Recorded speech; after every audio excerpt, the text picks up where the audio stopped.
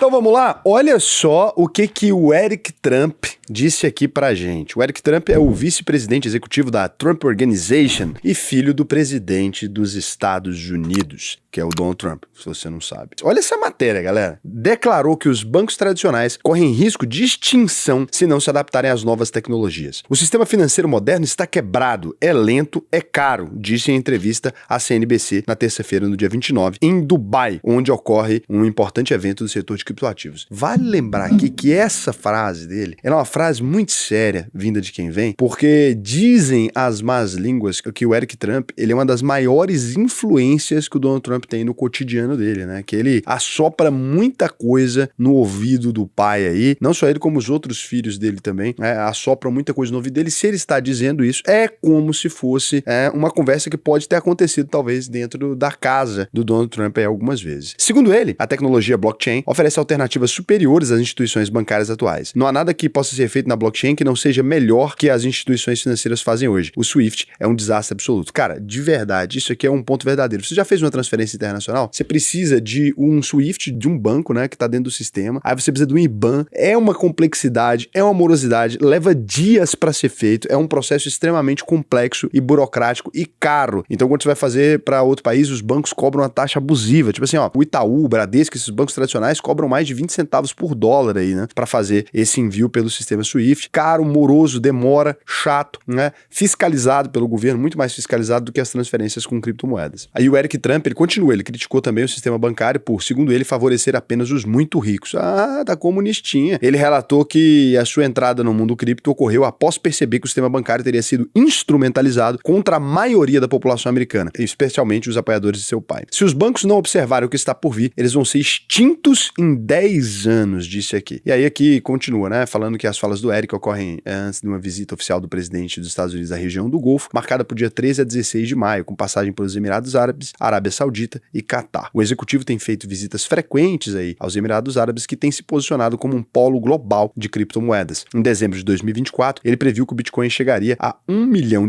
durante a conferência Bitcoin MENA, em Abu Dhabi. Atualmente, a criptomoeda é negociada em torno de $94.300. O Bitcoin está em queda nesses tempos agora por conta aí dos dados econômicos que reforçam os temores em relação à estagflação, né? Essa frase do Eric Trump aqui, ela é verdadeira do ponto de vista do mercado bancário americano, não do nosso mercado bancário. Nosso mercado bancário é extremamente desenvolvido, extremamente evoluído, extremamente rápido, né? A gente já tem sistemas como o Pix aqui, etc. Mas nos Estados Unidos isso não é realidade. O sistema por lá é complicado e quando a gente fala de transferências internacionais, ele tá certo em todas as afirmações. Agora, onde que eu acho que o Eric não compreende, né? Porque eu vi algumas pessoas falando, é isso, vamos vender os bancos, e tá na hora de vender os bancos. O que eu acho que o Eric não compreende, que me assusta um pouco que ele não compreenda, né? Sendo filho de quem ele é e participando disso a vida inteira. Os bancos não sobrevivem no mercado graças a nenhum tipo de eficiência. Isso aqui é a maior mentira que já foi dita no mundo. Tanto é que os bancos europeus estão ali vivendo normal, os bancos americanos estão vivendo normal, não porque eles são muito eficientes ou porque eles são maravilhosos e etc. Porque a regulação para você ter um banco, nos Estados Unidos mesmo sendo leve, é pesada também. Não é qualquer dono de empresa de fundo de quintal que vai agora e abre um banco. E aí o que acontece? Tanto na legislação americana quanto na legislação brasileira, você tem uma dificuldade muito grande para emprestar dinheiro a juros. Você tem que ter uma avaliação de risco, você tem que ter autorização para tomar bens das pessoas, porque o banco, caso a pessoa não pague a hipoteca dele, lá nos Estados Unidos, caso não pague o financiamento imobiliário, ele consegue, né, pegar esse imóvel, consegue pegar o carro, consegue alienar esses bens. O banco tem autorização para simplesmente imprimir dinheiro e colocar dinheiro na economia. Toda vez que você deposita R$1 lá, ele empresta 9. Isso aqui acontece. E aí, quem vai substituir isso? O Bitcoin vai fazer isso como, né? Que empresa de Bitcoin que pode fazer isso? Essa autorização não foi dada. Vai ser dada lá nos Estados Unidos? Ótimo. Se isso acontecer de fato, os bancos arranjam alguma concorrência. E ainda assim, os bancos têm alguns fatores no mundo inteiro, né? E em especial em países aqui da América Latina e nos Estados Unidos também, que é uma coisa chamada, no Brasil é ilegal, mas acontece, e nos Estados Unidos é legalizado, uma coisa chamada LOBB.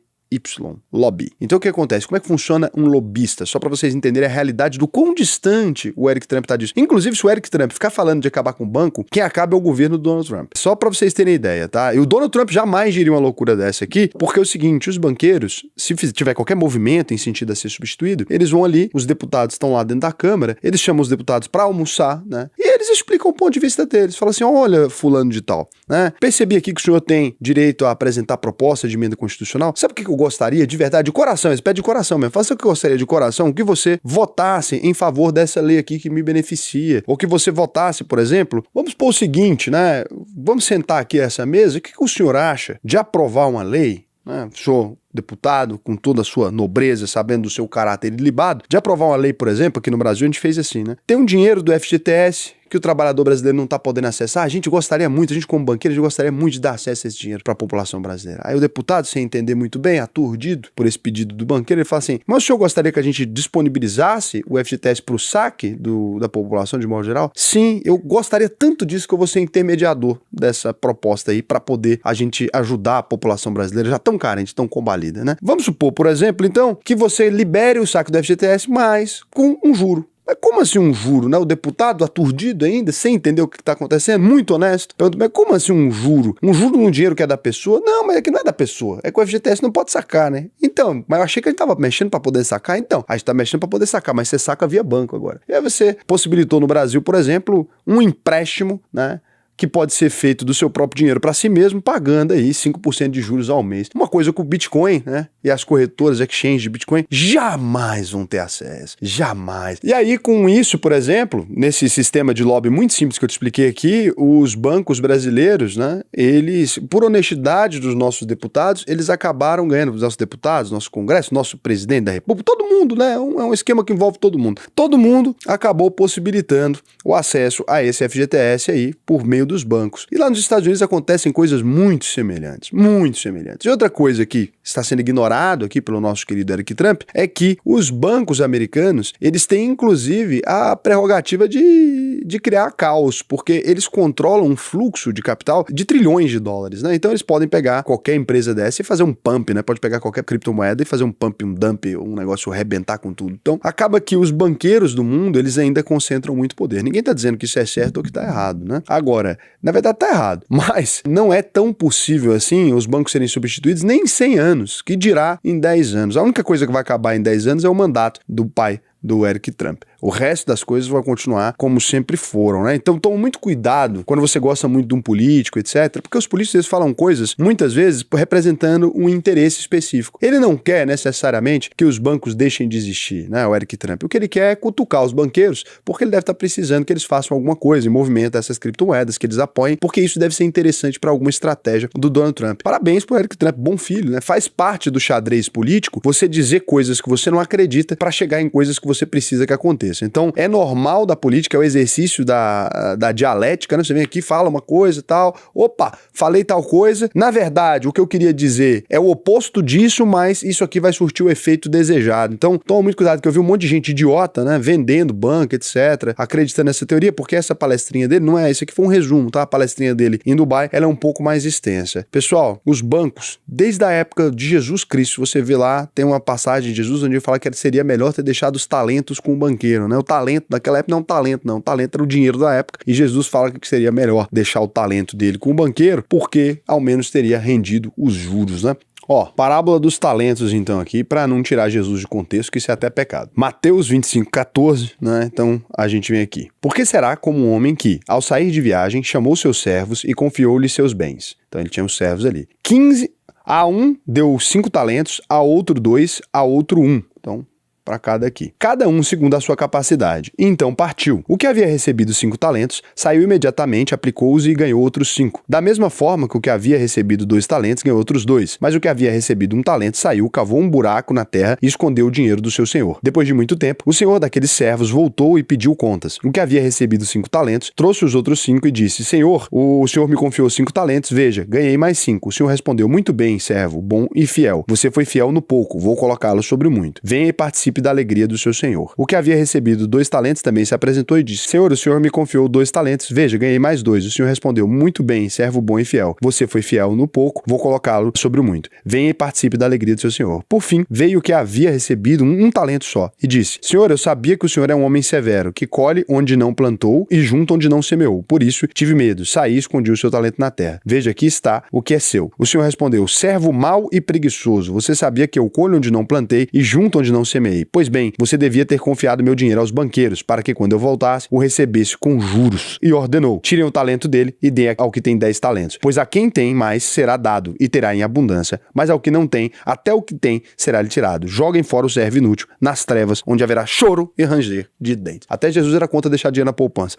Brincadeira. Essa é uma história que Jesus está contando, é uma parábola, né? É a parábola dos talentos, está na Bíblia. Eu só usei aqui como referência temporal, tá? Não foi porque a Bíblia é um livro muito antigo, como todos vocês sabem, independente de você acreditar na Bíblia ou não. E aqui você consegue perceber que os bancos estavam lá 2000 anos atrás, né? Antes de 2000 anos atrás, na verdade, antes de Cristo, já existia banco. Então, dificilmente, nos próximos 10 anos, a gente deve ter aí, né, os bancos acabando. Inclusive, né, a gente está num dos melhores momentos da história, se você analisar aqui, vou até mostrar para você, para comprar bancos. Toma cuidado só com o vermelhinho, porque ele tá meio dificultado das pernas, né, o Bradesquinho aqui. Dá para você ver aqui, ele tá barato, ó. Quem quiser uma aventura, tá negociando a PVP de 0,74, né, um PL de 7,20, ou seja, um banco bilionário sendo dado de graça, para aquelas pessoas que quiserem aqui. O banco tá lucrando, né, 18 bilhões no ano de 2024, e tá passando por reestruturação, deve cair mais a ação ainda ao longo do tempo, né, mas um banco extremamente clássico brasileiro e muito bem cotado. Os bancos brasileiros estão muito baratos, né, num dos melhores momentos. Olha isso também,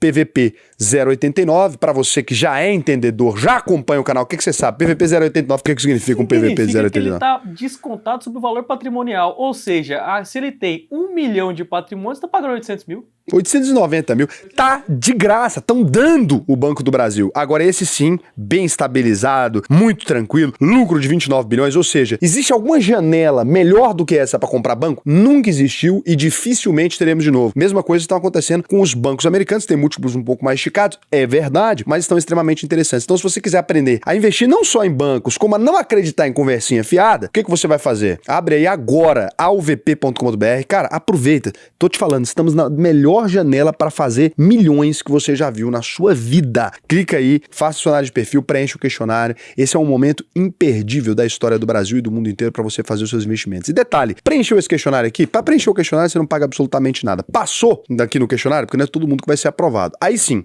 você paga para se matricular na UVP. Entrou na UVP, assistiu todas as aulas, começo ao fim, não aprendeu a investir, eu devolvo 100% do seu dinheiro. Compromisso meu aqui. E se não acontecer, não, Raul, você me enganou, sei lá o que, você me processa. Então, você vai pegar esse trecho do vídeo aqui, pode filmar com o seu celular, tá aqui, tem 1000 vídeos, mas se você quiser, você filma aqui com o seu celular e fala aqui, ó, ele falou que ia devolver meu dinheiro, não devolveu, você me processa e pega 10 mil, pronto. Melhor investimento que esse não tem, né? Ou você assiste até o final e não se arrepende, fica feliz e eu fico feliz também. Beleza, passou. Ou você assiste até o final, se arrepende, fica puto comigo, me processa, né? Se eu não devolver seu dinheiro, porque você pediu, eu vou devolver. Agora, se eu não devolver, você ganha 10 mil. Tem melhor que isso? Tem não. Não tem compromisso melhor que esse no mundo, meu lindo. Pode pesquisar onde você quiser. O melhor curso de investimentos do país, a melhor escola de investimentos do país. Tudo é a UVP, meu lindo. Então é isso. Vamos aqui agora ver se não tem nenhum comentário. Cara, eu tô num dia puto também, não sei se eu vou ficar lendo comentário não, porque ontem eu vi um cara defendendo a camiseta vermelha da seleção. Nossa, que é indefensável. Isso aí não dá. E ficou bonito, hein? Falar a verdade. Não, ficou parecendo a camisa da China, pô. Que isso? Então, bonito ficou. Fosse uma edição especial, né? Podia falar assim, edição... Você torce pro Vila, né? Não, mas você não achou bonita a camiseta? Não. Só porque ela é vermelha? Aham. Mas aí você tem problema mental. Eu tenho, não. Não gosto. Olha aqui o Arthur aqui que deu aula, né? O cara que acompanha o Investidor Sadia aqui dá aula. Ele não faz comentário, é dá aula. Concordo totalmente. E digo mais, nem tudo é financeiro. Imóvel alugado tem restrições de uso e reforma e corre o risco de simplesmente ter que se mudar porque o dono quer dar o imóvel para a filha recém-casada. Aconteceu agora com o Vitão, né? Coitado. Quando financei o meu, aceitei um CET de 9,1%. Hoje em dia isso é ouro, não tem mais essa taxa. Pouco tempo depois seria 7,58%. Hoje em dia é 11%. Felizmente já tinha uma entrada relevante e financiei cerca de 40% apenas. Quando a Selic estava abaixo, eu amortizava. Também amortizei com o FGTS. Em 3 anos o prazo caiu de 30 anos para 9 anos. Hoje não amortizo, exceto com o FGTS. Deixar investido rende mais e ainda tenho como usar o dinheiro se houver algum imprevisto, além da minha reservinha de emergência. Fica aí, cara. Fica aí. No Brasil, com tudo funcionando, já começa a fazer sentido o plano de contingência? Faz sentido, cara. Eu teria pelo menos um mês de salário guardado em casa. Sei lá se isso aí foi ataque cibernético que derruba energia. Eu sou um cara velhaco. Eu sou um matuto muito velhaco, né? Na minha casa, eu tenho barras de ouro, tenho dinheiro, tenho uma pistola semiautomática, tenho uma espingarda, uma carabina, tenho um terreno que nasce batata, tenho um terreno com água corrente. Isso aí o cara tem que ter um chalé afastado da cidade, caso dê alguma treta, você pega suas rifles espingardas, ele vai pra lá pra dentro, sem seus 2 parça, né, e fica aqui só de butuca esperando algum intrometido tentar atravessar no seu milharal. Então você tem que ter esse tipo de coisa, porque não dá pra gente confiar 100% nos governos, gente. Não, o mundo já tá estável há muito tempo. Pra um presidente brasileiro acordar e cismar, pô, vou pegar aqui aquilo que faltou da Cisplatina, né? Terminar de pegar um Uruguai ali e entrar numa treta, não custa nada. Os gaúchos, tudo doido, pô. Os gaúchos, tudo doido. E os gaúchos tá no pampa inteiro. Então eles estão aqui do Rio Grande do Sul até lá na Argentina. Uma hora dessa eles vão cismar. Eu tô falando, eles não passam mais de 50 anos calmo. Ué, pesquisa aí, pô, revolta da Farroupilha. Uma vez ou outra. Lá na Bahia, os baianos também é nervoso. Toda hora eles querem um negócio, tá? 1835 a 1845. 10 anos de peteco, né? Aí você pega balaiada lá no Maranhão, ó. 1838 a 1841, ou seja, tá fazendo 150 anos que o Brasil tá em paz. Canudos, mesma coisa, os baianos também revoltou no sertão da Bahia com o Antônio Conselheiro, já em 1893. Em resumo, a cada 50 anos nós tem fecha o pau. Tá pra fechar o pau em algum lugar do Brasil. E eu vou me proteger, recomendo a vocês. É brincadeira? É, mas também não é. Fique esperto. A água corrente, hoje em dia terreno com água corrente aqui em Goiás é barato. Paguei agora recente nos 50 mil. Terreno com água corrente, 50 mil, lá perto de Bonfinópolis. Se quiser eu te vendo um pedaço do meu. Terreninho em Bonfinópolis, compra pra você aí. Terreno em Bonfinópolis. Você que é de São Paulo, pega ali por volta do... aquelas montanhas altas que vocês têm ali, como é que é o nome daquela região? Não lembro agora. Aquele ali é bom, viu? Porque tem... É pedregoso, não é muito fácil do cara invadir e tem água cristalina, água boa. Tem sol pra todo lado pra você fazer energia. Então assim, placa solar, água, se puder, arrumou um dinheirinho, uma pistola, tira a certificação, né? E pronto. Ué, dentro da lei, tira a certificação, compra a sua pistola. Beijo. Tchau.